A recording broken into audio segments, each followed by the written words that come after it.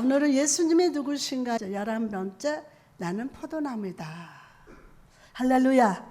참 포도나무가 되시사 우리 인생의 가지에 은혜의 열매가 풍성하게 맺게 하시는 주님을 찬양합니다.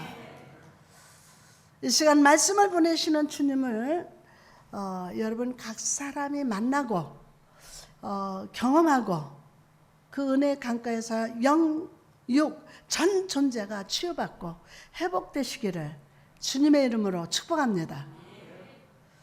터키에서 전해 내려오는 이야기입니다. 옛날 어느 선한 왕이 백성들의 그 삶을 살펴보려고 시차를 나갔습니다. 그때 한 가난한 여인이 왕 앞에 딱 달려와서 무릎을 꿇고 제가 잠든 사이 도둑이 들어와서 물건을 훔쳐 달아났습니다. 라고 말했습니다.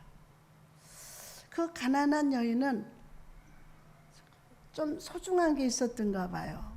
근데 자는 사이 물건을 다 훔쳐갔다고 왕 앞에 무릎 꿇고 말합니다.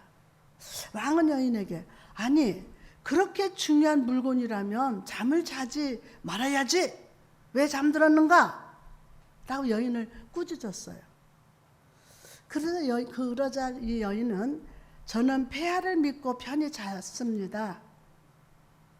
폐하께서는 늘 깨어 백성들을 보살펴 주시리라고 생각을 했습니다. 라고 대답을 했어요. 아이들도 엄마를 믿고 얼마나 편안하게 새근새근 잡니까? 이 여인도 폐하를 믿고 안심하고 잠을 잤다라고 보살펴 주시라고 생각하고 잤다라고 대답합니다. 이 말을 들은 왕은 감동을 했고 이 믿음의 여인에게 큰 상을 내렸다고 합니다. 여러분 오늘 본문 말씀에서도 우리는 온 우주와 만물의 왕이 되시는 예수 그리스도의 위대한 선포를 듣게 됩니다. 본문 5절에는 나는 포도나무여 너희는 가지라 그가 내 안에 내가 그 안에 거하면 사람이 열매를 많이 맺나니 나를 떠나서는 너희가 아무것도 할 수 없음이라. 아멘. 여러분 여기서 거한다는 말을 주목합시다. 거한다? 예수 안에 거한다는 것은 주 예수와 계속 교제하는 상태를 말합니다. 거한다? 예수님과 항상 교제한다. 사랑하는 여인이 서로 사귀면서 생각이나 말, 행동들이 서로를 닮아가듯이 예수님과 친밀한 사귐과 교제가 있는 사람은요, 삶의 모든 부분에서 예수님을 닮아갑니다. 오늘 상가대 두 분이 오늘 처음 만났는데 닮아가는 거야. 남자친구는 천주교 나가는데 여자친구 때문에 개신교로 바꾼 거야. 왜? 사랑하기 때문에. 사랑하기 때문에. 저 뒤에 신혼부부도 신랑이 예수 안 믿어. 근데 신부가 예수를 믿으니까 닮아가는 거야. 예수 믿는데 오는 거야. 저 잠시 암사동에서 저 신혼부부가 자꾸 오는 거야. 오늘 등록한대.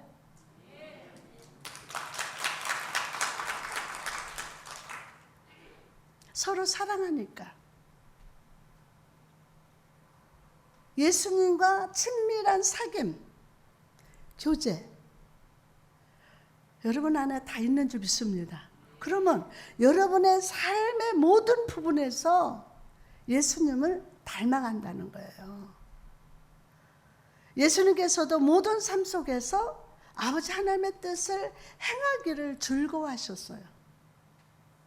아버지의 기쁨을 위해서 십자가의 고통도 기꺼이 감당하셨어요. 아버지 기쁨을 위해서. 이처럼 성도된 우리도 내 주인 되신 예수님이 어디로 가든지 무엇을 하든지 기꺼이 감당하는 삶을 살아야 합니다. 창세기 1장 26절에서 28절 말씀 길지만 제가 읽겠습니다. 하나님 이르시되 우리의 형상을 따라 우리의 모양대로 우리가 사람을 만들고 그들로 바다의 물고기와 하늘의 새와 가축과 온 땅과 땅에 기는 모든 것을 다스리게 하자 하시고, 하나님이 자기 형상 곧 하나님의 형상대로 사람을 창조하시되 남자와 누구와 여자를 창조하시고 하나님이 그들에게 복을 주시며 하나님의 그들에게 이르시되 생육하고 번성하여 땅을 충만하라, 땅을 정복하라, 바다의 물고기 하늘의 새와 땅에 움직이는 모든 생명을 다스리라 하시니라. 아멘. 여러분, 우리는 하나님의 형상으로 지음받은 존재입니다. 자, 봅시다. 여러분, 하나님의 형상 지음받았어요. 하나님의 형상이라는 것은 하나님을 닮아가는 거예요. 우리 여러분의 마음속에 하나님의 형상이 있어야 돼요. 하나님의 형상이. 응? 아이콘을 눌러봐요. 나라는 사람한테 아이콘 눌러봐요. 하나님의 형상이 나오나? 마귀의 형상이 나오나? 하나님의 형상으로 지음받은 존재가 여러분과 저요. 근데 나라는 컴퓨터에 아이콘을 눌렀을 때 여기서 정말 하나님의 형상이 나오는지 마귀의 형상이 나오는지, 하나님이 우리 아버지 되시며 하나님과 동일한 영적 유전자를 가지고 있다는 거예요. 누가? 하나님의 형상대로 지음받은 저와 여러분이. 하나님과 관계를 가지고 하나님의 행하라는 하시는 일을 행하면서 살라고 지으심 받은 존재라는 거예요. 누가? 내가.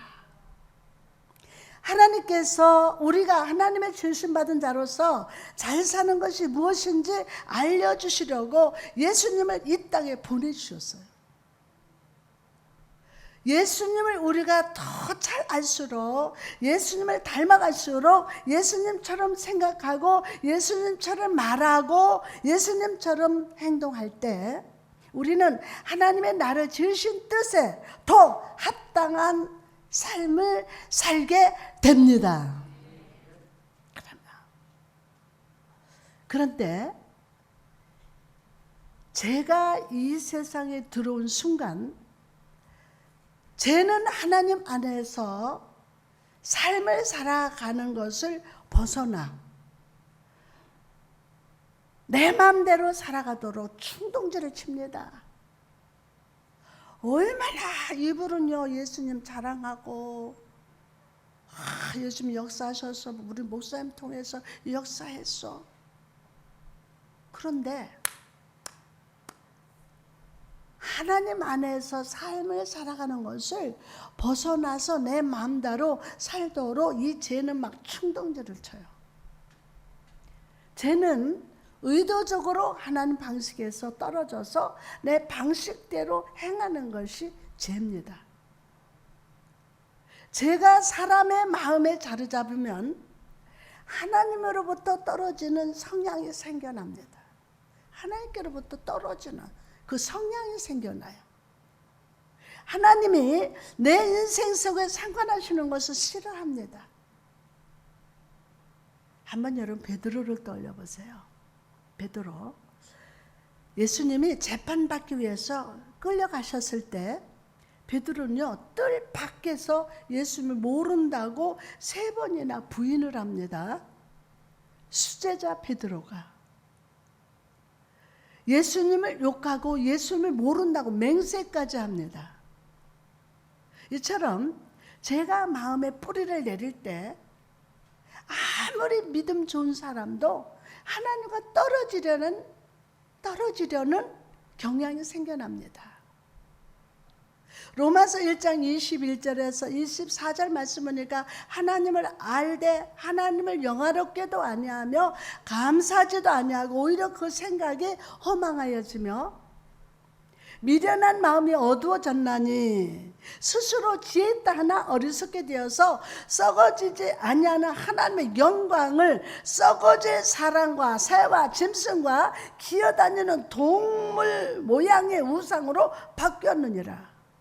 그러므로 하나님께서 그들의 마음의 정욕대로 더러움에 내버려 두사 그들의 몸을 서로 욕되게 하게 하셨으니, 와, 내버려 두사.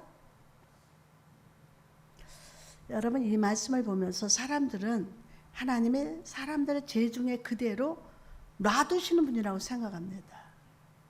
그러나 그렇지 않습니다. 하나님의 뜻대로 살려는 것을 거절하고 죄 가운데 사는 삶 자체가 그 사람을 병들게 하고 실패한 인생이 되게 만든다는 거예요. 스스로 그 속에서 모든 걸 실패해요.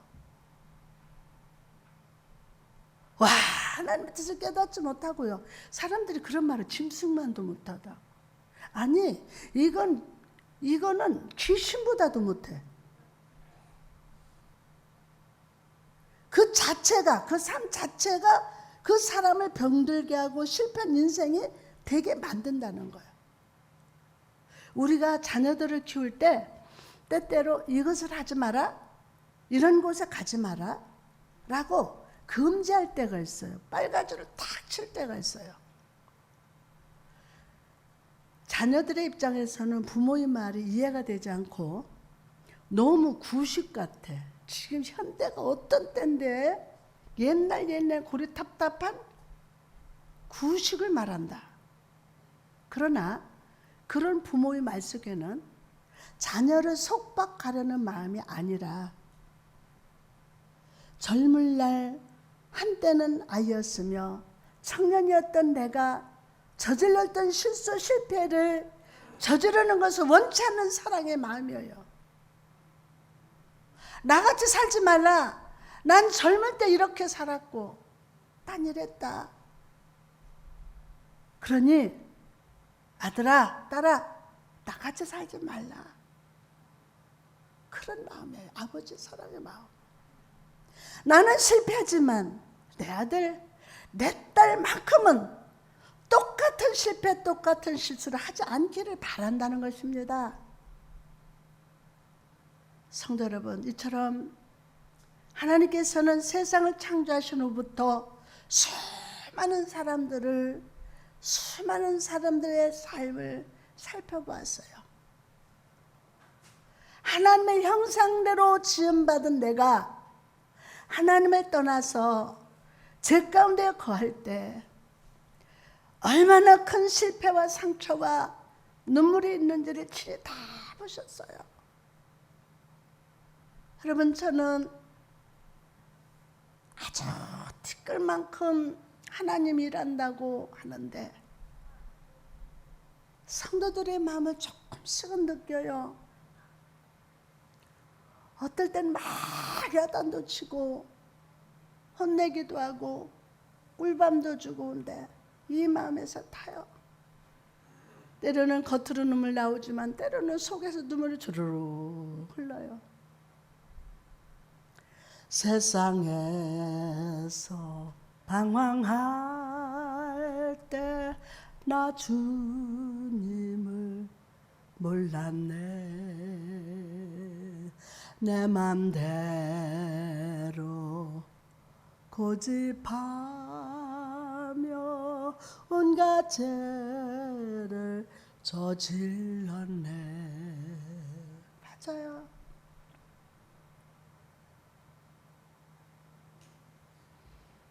여러분의 하나님 형상대로 지으심 받은 내가 하나님을 떠나 죄 가운데 거할 때 얼마나 큰 실패와 상처와 눈물이 있는지를 우리 주님이 친히 보셨습니다. 그래서 오늘도 예수님은 그런 우리를 부르십니다. 내 안에 거하라. 하나님의 말씀으로 너희 안에 채우라 라고 부르십니다.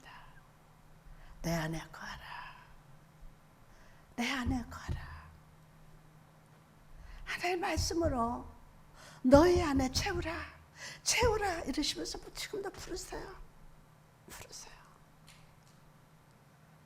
엄마 아버지 되신 여러분, 내가 내 마음대로 살고 죄 지었던 것, 자녀들이 보든 느끼든 안 보든 그대로 흘러가요. 그래서 처리해야 돼요. 내 속에 쓰레기 같은 죄악들 내버려두면은 크게 내 자녀들에게 흘러가요.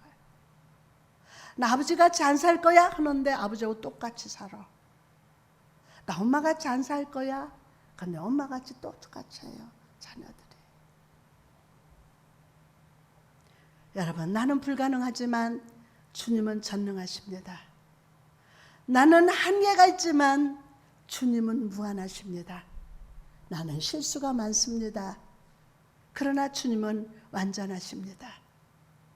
나는 다른 사람에게 상처를 주고 상처를 받지만 예수님은 나의 상처를 어루만지시고 고쳐주십니다.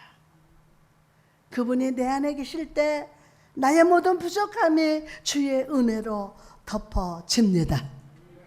내 약한 것도 강해지고 내 미련한 것도 지혜로워지고 내 부족한 것도 풍성해질 줄 믿습니다. 아멘.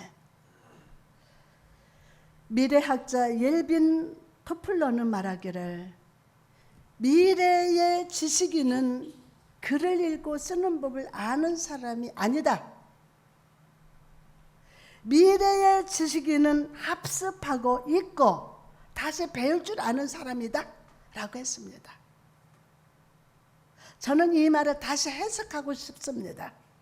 내가 삶을 살면서 잘못된 생각, 잘못된 삶을 살아가고 있다 할지라도 진리 앞에서 그 진리를 깨닫고 잘못된 것을 잊고 다시 하나님의 뜻을 배우는 사람이 성도이다.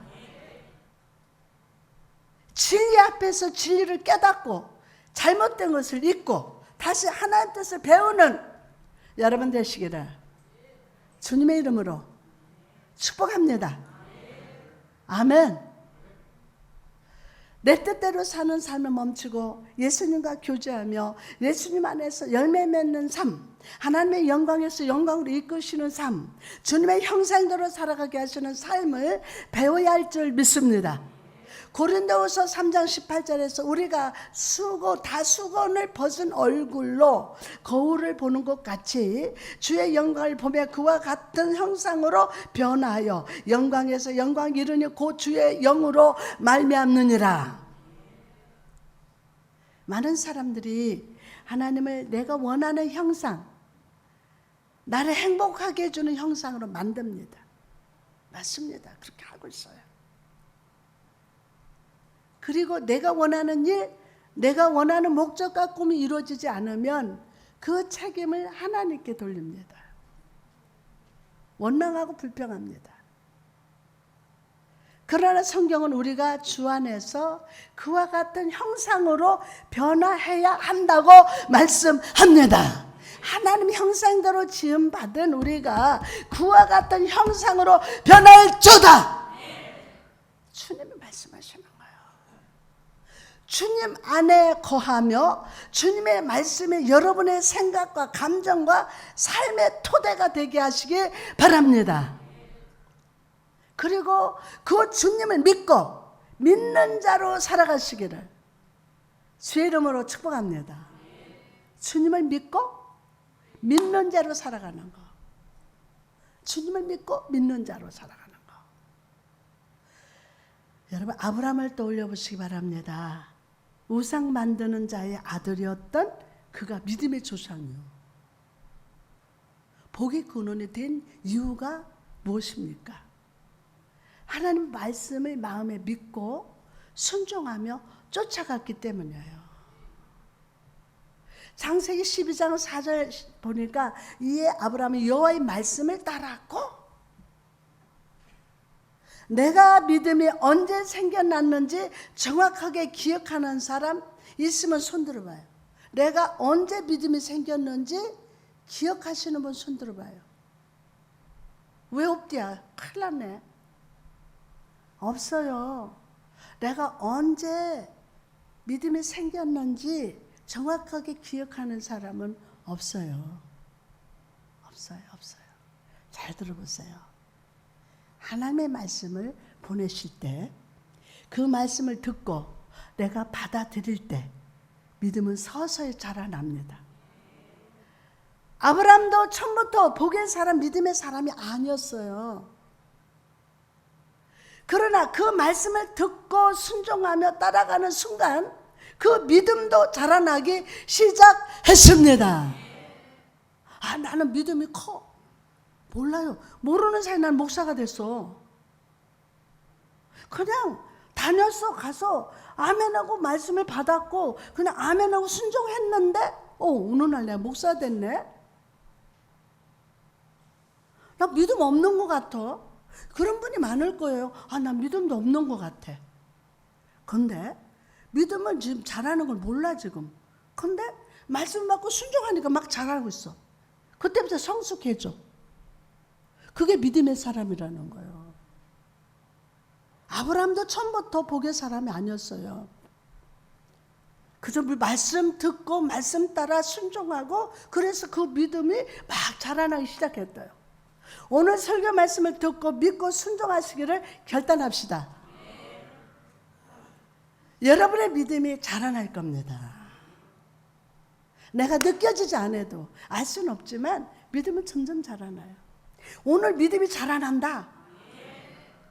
아멘. 그러면 또한 주 안에 거하면서 믿는 삶은 끝까지 포기하지 않는 거예요.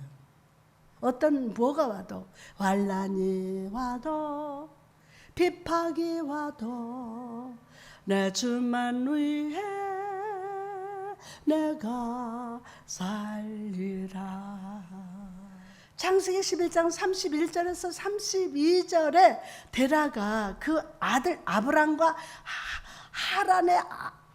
하란의 아들인 그의 손자 롯과 그의 며느리 아브라함의 아내 사라를 데리고 갈대인의 우르를 떠나서 가나안 땅으로 가자고 하더니 하란에 이르러 거기 거류하였으며 데라는 나이가 205세가 되어 하란에서 죽었더라. 자, 아브라함이 고향을 떠날 때 그의 아버지 데라와 조카 롯 모든 가족이 가나안 땅을 향해서 떠났습니다. 그러나 아브라함의 아버지 데라는 하란 땅에 이르러서 더 이상 나아가기를 원치 않았어요. 여기까지다. 그리고 나가질 않는 거예요. 앞으로 나가질 않아요. 아버지 데라는 하란 땅에 사는 것이 좋았습니다. 그리고 그 땅에서 죽을 때까지 살았습니다. 그러나 아브라함은 하란 땅을 머물기보다 하나님이 가라고 하시는 땅으로 나아가기를 더 원했어요. 창세기 12장 4절에 5절에 보니까 아브라함이 하란을 떠날 때에 75세였더라. 아브라함이 그의 아내 사라와 조카 롯과 하란에서 모든 소유와 얻은 사람들을 이끌고 가나안 땅으로 가려고 떠나서 마침내 가나안 땅에 들어갔더라. 아멘. 자, 여러분 믿음 생활을 하다 보면 지칠 때가 찾아와요. 그렇죠? 아, 너무 멀다. 와, 내가 하나님 일하면서 참 지친다. 그럴 때 꼭 와요. 하나님의 가라고 하시는 길보다 내 눈에 더 보기 좋은 하란 땅에 더 좋은 길이, 더 좋은 방법이 보일 수도 있어요. 지칠 수도 있고 보일 수도 있습니다. 그러나 믿음은 하란 땅을 떠나는 거예요. 떠나는 거예요. 수많은 유혹과 피곤과 좌절과 고통이 있다 해도 하나님의 가라고 하신 가나안 땅을 향해서 끝까지 걸어가야 합니다. 가야 돼요. 단 하루를 살아도 믿음으로 사십시오. 다시 한번 단 하루를 살아도 믿음으로 사십시오. 단 하루를 살아도 하나님의 말씀을 따라 걸어갑시다. 그럴 때 아브라함처럼 복의 열매를 맺는 삶을 경험하며 살게 될 줄 믿습니다. 그럼 이렇게 믿음으로 살 때 우리 삶의 모든 일이 다 형통하게 될까요? 이렇게 살면 무슨 일을 만나든지 만사 형통하리라 했는데, 이렇게 믿음으로 살 때 우리 삶이 다 형통하리라? 아니요. 믿음으로 살면 원치 않는 장애물을 만나게 돼요. 창세기 12장 6절에 아브라함이 그 땅을 지나서 세겜 땅 모래 상수리 나무 이르니 그때에 가나안 사람이 그 땅에 거주하였더라. 자, 여러분, 아브라함이 하란을 떠나서 세겜 땅에 이르렀을 때 그가 만난 것은 젖과 꿀이 흐르는 축복이 아니라 그 땅의 원주민이었어요. 원주민. 우리가 믿음으로 살기를 결단할 때 제일 먼저 부딪히게 되는 것은 원주민. 다시 말해서 내 안에 있는 옛사람과 마주하게 돼요. 내 안에 옛사람과 마주하게 돼요. 하나님의 뜻대로 살기보다 내 마음대로, 내 뜻대로, 내 힘과 능력을 의지하면서 사는 옛사람과 치열한 영적 전쟁을 해야만 합니다. 반드시 그건 해야 돼요.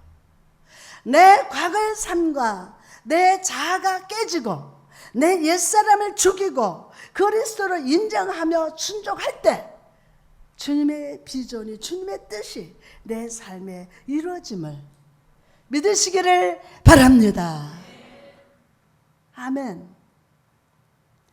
또한 우리는 본문 속에서 성도의 능력이 근원이 어디서 오는지를 발견합니다.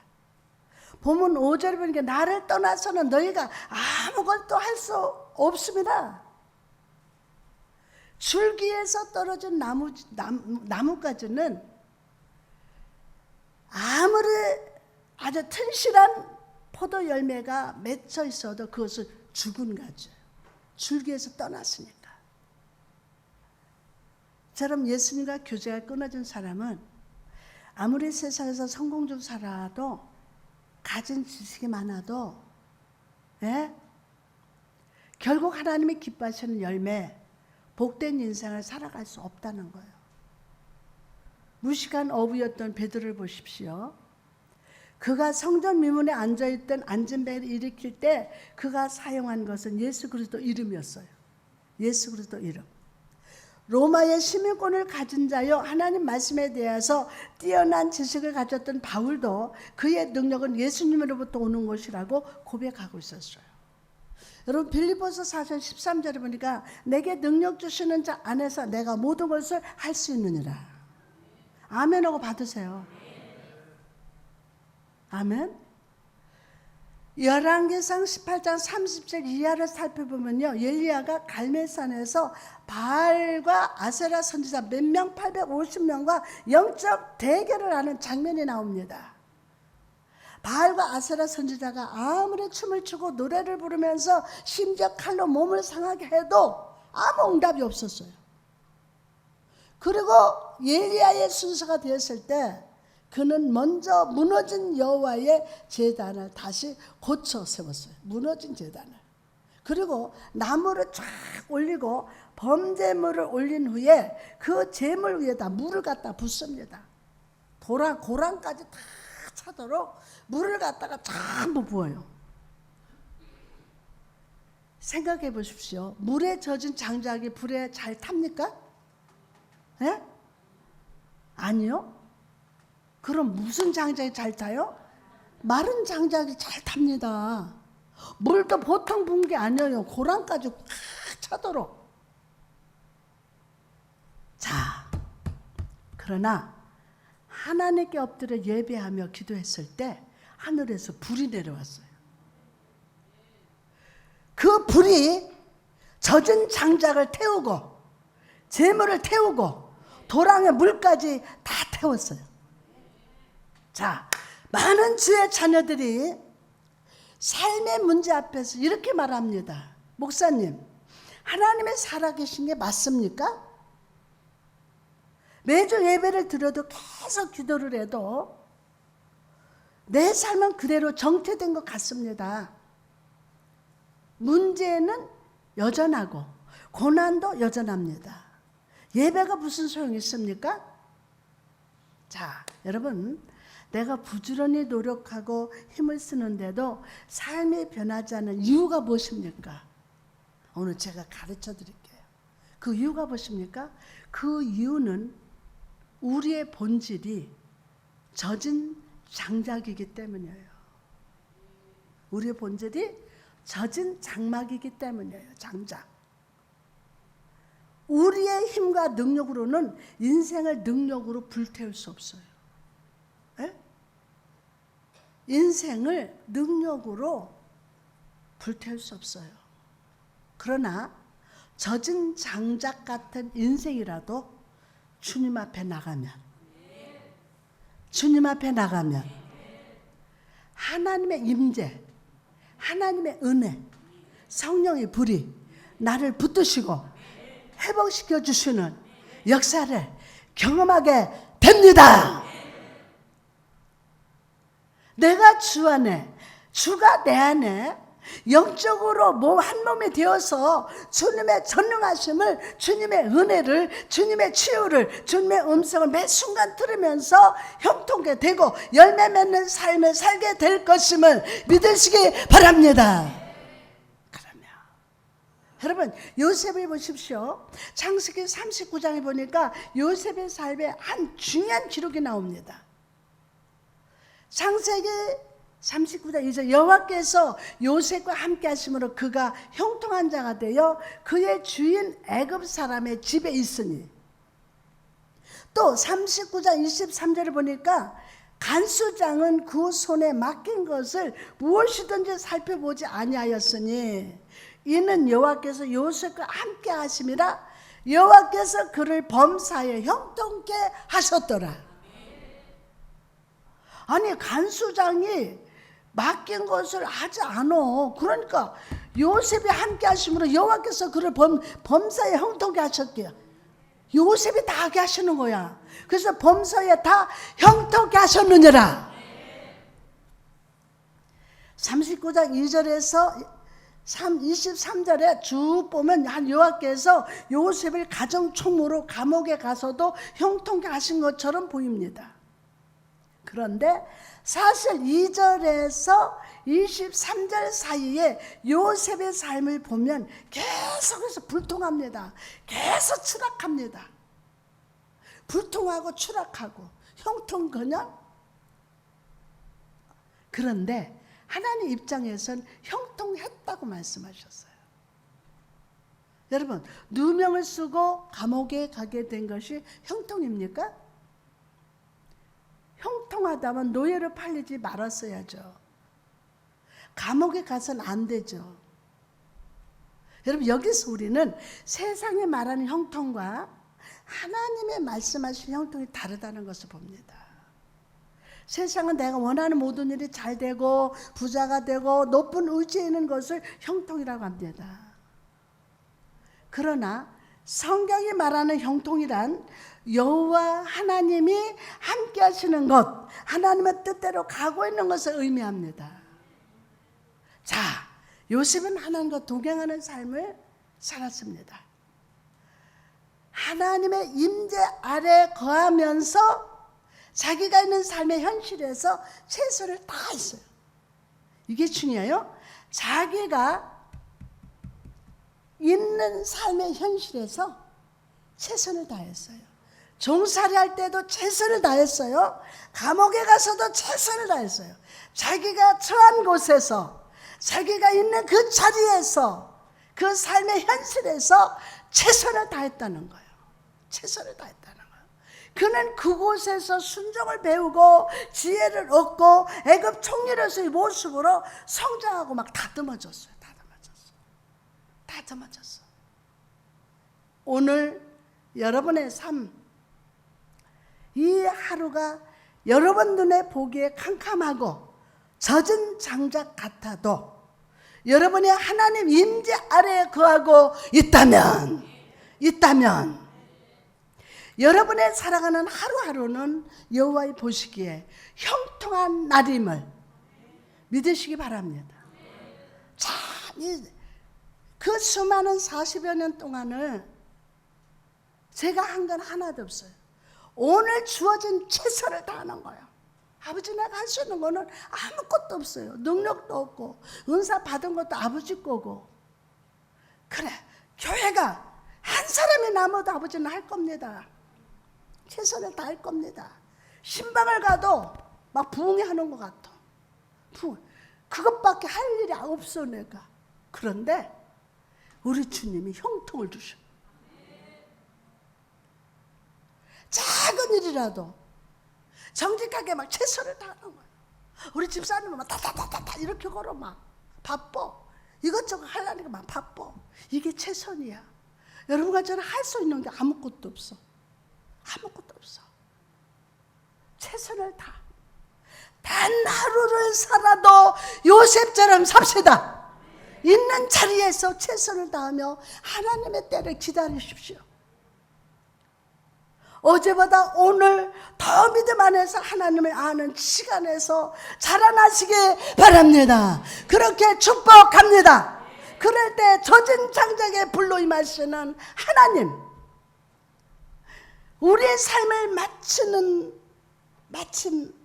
마친 때 형통케 하시는 하나님을 경험하게 될 줄 믿습니다.